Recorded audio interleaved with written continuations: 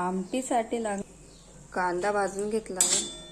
आता त्यात लसूण घाल, अद्रक घालू, थोडं तेल पण टाकायचं त्यात. आता आपण खोबऱ्याचे पीस टाकू ते.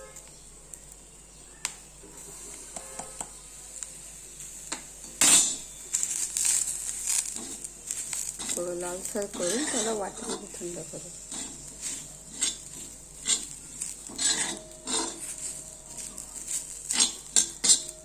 एक चम्मच तिखट घालू,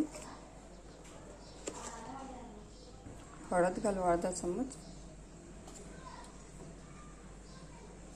2 चम्मच गरम मसाला,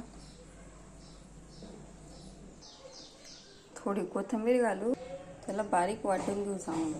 बघा आपण कढईमध्ये तेल टाकलेलं आहे. आता आपण त्यात मसाला टाकू.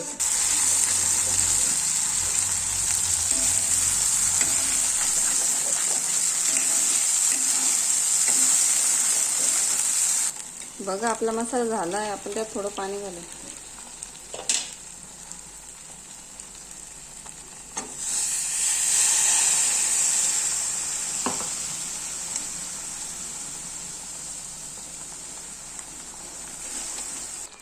बघा आपला मसाला झाला आहे.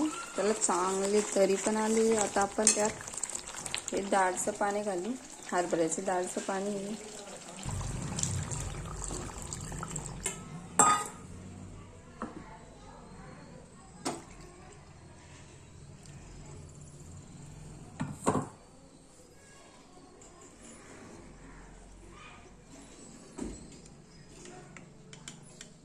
आता याला चांगला उकळ फुटून घेऊ, काढून घेऊ.